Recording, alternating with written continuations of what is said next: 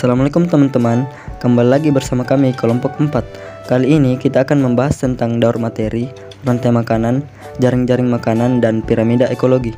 Nah, apa sih daur materi itu? Daur materi atau biologi kimia merupakan perpindahan unsur-unsur kimia melalui makhluk hidup dan lingkungan abiotik, contohnya tanah dan air. Daur biogekimia berfungsi mengatur keseimbangan ekosistem. Artinya, keseimbangan ekosistem tergantung pada pengulangan yang terjadi secara berputar pada unsur-unsur kimia tertentu.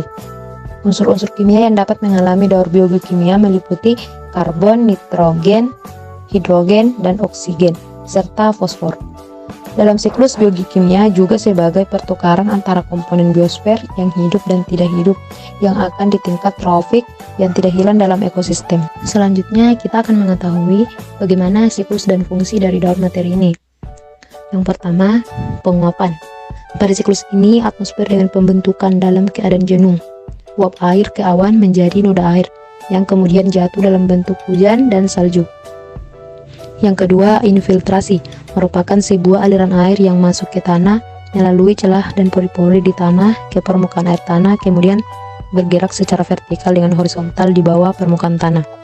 Dan yang ketiga, permukaan air adalah sebuah limpasan dalam permukaan, biasanya diamati di daerah perkotaan dengan membentuk sungai utama pada permukaan di sekitar daerah aliran sungai menuju laut. Fungsi daur materi yaitu menjadi daur atau siklus materi yang membalikkan lagi seluruh unsur-unsur kimia yang telah digunakan oleh seluruh yang ada di muka bumi dari komponen biotik ataupun komponen abiotik yang pada akhirnya berkesinambungan dan seimbang dalam kehidupan di bumi dapat terjaga. Contoh daur materi. Yang pertama, siklus karbon.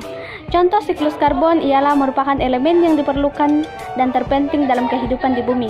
Proses terjadinya karbon dikarenakan organisme membusuk di dalam bumi yang kemudian ke atas permukaan bumi untuk menjadi makanan bottom lapisan.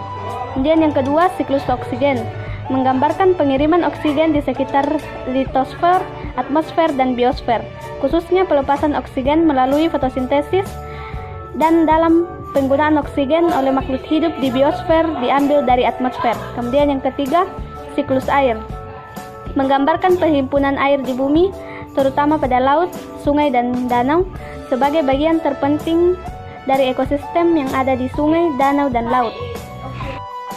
Rantai makanan.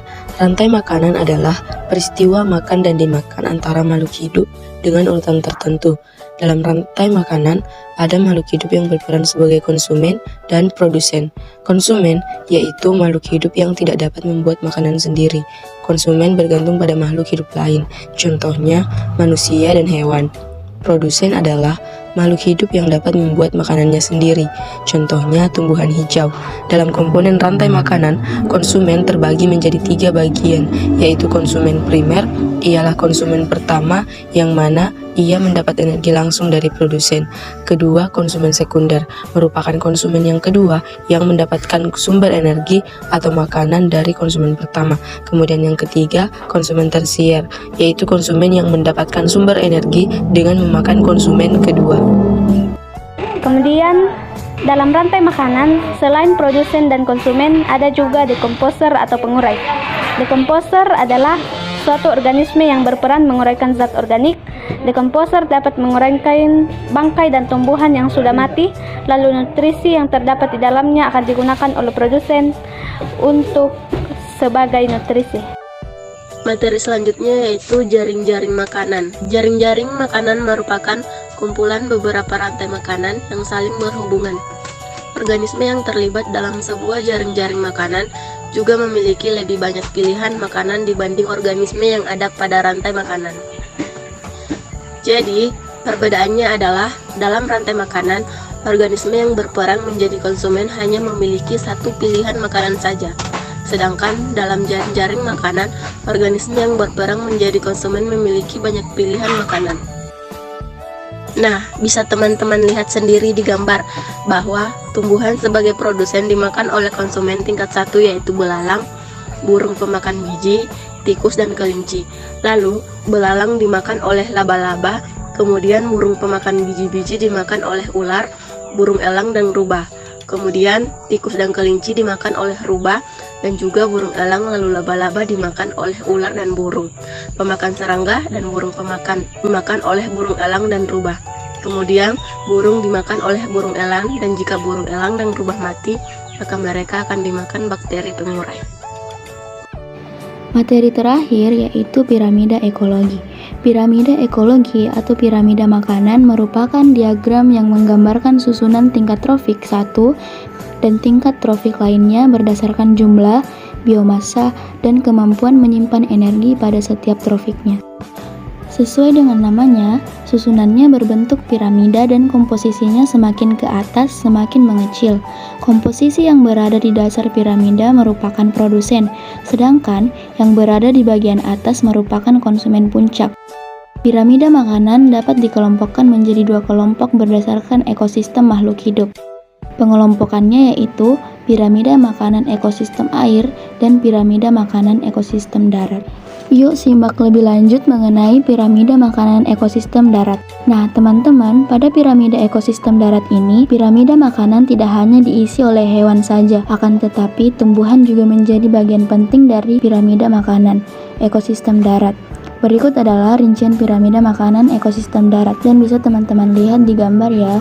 Untuk produsen pada piramida makanan ekosistem darat dihuni oleh berbagai tumbuhan seperti rerumputan dan tumbuhan yang daunnya dikonsumsi oleh sebagian besar populasi binatang di daratan.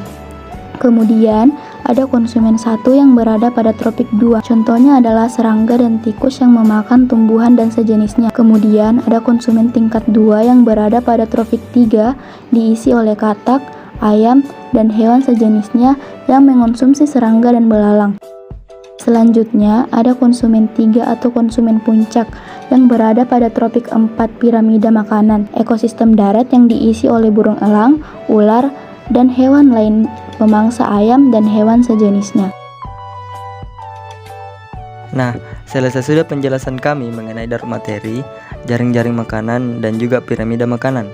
Jadi, dari pembahasan kita kali ini, dapat kita simpulkan bahwa rantai makanan adalah peristiwa makan dan dimakan antara makhluk hidup dengan urutan tertentu, sedangkan rantai makanan yang saling berhubungan antara satu dengan yang lain juga disebut jaring-jaring makanan. Dan juga yang terakhir yaitu piramida makanan yang merupakan gambaran dari struktur tingkat tropik ekosistem. Piramida makanan menggambarkan hubungan organisme pada tiap tropik, mulai dari tropik 1 yaitu produsen sampai dengan konsumen puncak. Oke teman-teman, cukup sekian pembahasan materi dari kami. Mudah-mudahan bisa bermanfaat untuk kita semua.